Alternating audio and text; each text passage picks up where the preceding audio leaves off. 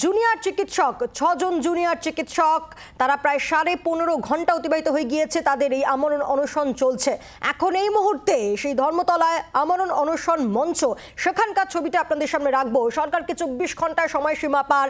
গতকাল রাত থেকেই ধর্মতলায় আমরণ অনশনে 6 জুনিয়র চিকিৎসক, যার ইতিমধ্যেই 15.5 ঘন্টা অতিবাহিত হয়ে গিয়েছে। 6 অনশনকারী অন্যান্য মেডিকেল কলেজের পড়ুয়া। বাঙালির মেগা উৎসব এবং এই মেগা উৎসবের মধ্যেই এই আমরণ অনশন চলছে। সরকারের তরফে এখনো কোনো বার্তা পাওয়া যায়নি। তাহলে কোন পথে কাটবে জট? স্বাস্থ্য সচিব অপসারণ সহ একাধিক দাবিতে অনড় রয়েছেন জুনিয়র চিকিৎসকরা।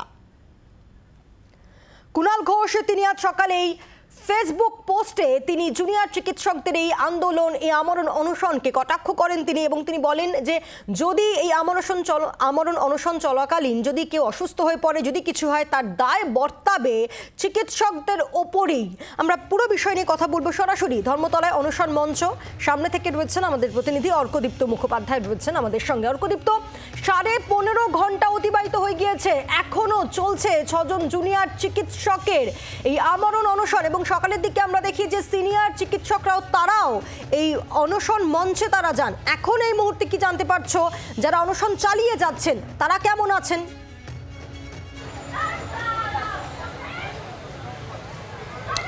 আমি প্রথমেই দেখাবো যে বোর্ডে এখানে টাঙানো রয়েছে এই অনশন মঞ্চে, সেখানে লেখা রয়েছে অনশনের 15 ঘন্টা অতিক্রান্ত, ন্যায় বিচারের দাবিতে। এই বোর্ডের ঠিক ওপরেই যে ওয়াল ক্লক, সেই ওয়াল ক্লকটা ঝোলানো হয়েছে, এবং যাতে প্রতি সেকেন্ড প্রতি মিনিটের হিসেব কিন্তু তারা এখানে পাচ্ছেন।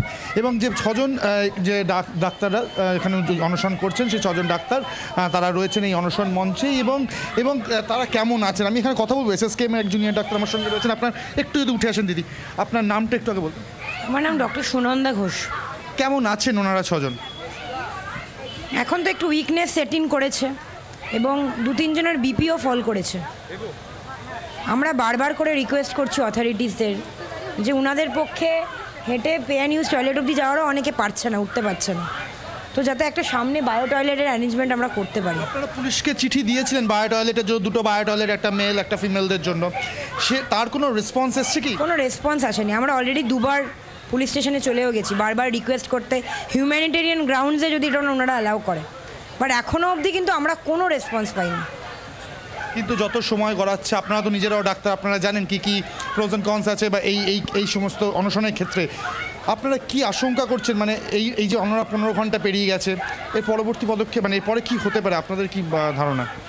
প্রথম কথা তো উইকনেস সেট ইন করবে, উঠতে অসুবিধা হবে, আস্তে আস্তে হেডেক শুরু হবে, আরও যখন সময় গড়াবে আরও 24 আওয়ার্স পেরিয়ে গেলে হাইপোগ্লাইসেমিয়া, শরীরে যে সুগার লেভেল ওটা ফল করতে শুরু করবে। একেবারে যেটা শুনলে পায়, উনি বলছেন 24 ঘন্টা পেরিয়ে গেলে সুগার লেভেল সেটা ফল করতে শুরু করবে। এই মুহূর্তে উইকনেস সেট ইন করেছে এমনটাই উনি জানাচ্ছেন, এবং যত সময় গড়াবে ক্র্যাম্পস বাড়বে, হেডেক্স আসবে। এবং যেটা অত্যন্ত গুরুত্বপূর্ণ কথা তারা জানালেন যে তারা যে 2টো বায়ো টয়লেটের রিকোয়েস্ট করেছিলেন পুলিশের কাছে চিঠি দিয়ে, একটা মেল এবং একটা ফিমেলের জন্য, সেটার কোনো রেসপন্স আসেনি এখনও পর্যন্ত পুলিশের তরফ থেকে। এবং তারা থানাতেও গিয়েছিলেন, এখনও পর্যন্ত তারও কোনো সদুত্তর মেলেনি। তাদের পে অ্যান্ড ইউজ টয়লেটে যেতে হতো, যেটা কিন্তু যাওয়া তাদের জন্য কঠিন হয়ে পড়ছে। সব মিলিয়ে আবারও একবার আমি চিত্রটা দেখাবো। এখানে যা ডাক্তাররা রয়েছেন, জুনিয়র ডাক্তাররা, তারা কেউ শুয়ে রয়েছেন, কেউ আতশোয়া অবস্থায় রয়েছেন, এবং ডাক্তারদের বাড়ির লোকজন, কারুর বাবা, কারুর মা, কারুর অন্যান্য আত্মীয় স্বজন, তারা এই মুহূর্তে ধর্ণা মঞ্চে এসেছেন এবং সমর্থন জানাতে। তো সব মিলিয়ে যত সময় গড়াচ্ছে ডাক্তারদের দাবি, তাদের লড়াইটা, বা যারা বিশেষ করে যারা অনশন করছেন তাদের লড়াইটা কিন্তু কঠিন থেকে কঠিনতর হচ্ছে। এবং যেহেতু তারা নিজেরা ডাক্তার, তারা জানেন কি কি পসিবিলিটিস আছে, কি কি ক্ষতি হতে পারে যত সময় গড়াতে থাকবে। এই মুহূর্তে 15 ঘন্টা পেরিয়ে গিয়েছে। সবচেয়ে বিষয়টা যেটা তারা বলছেন, 24 ঘন্টার পর থেকে কিন্তু সুগার লেভেল ফল করতে শুরু করবে। তারা চাইছেন যে যত দ্রুত সম্ভব বাথরুম ম্যানেজমেন্টটা হোক, এবং তাদের অবশ্যই করে তাদের যে 10 দফা দাবি আছে, সেই 10 দফা দাবি যেন প্রশাসন ইমিডিয়েটলি সেটা নিয়ে কোনো ব্যবস্থা নেয়। নজর রাখো অর্কদীপ্ত, ধন্যবাদ। সরাসরি ছিলেন আমাদের প্রতিনিধি।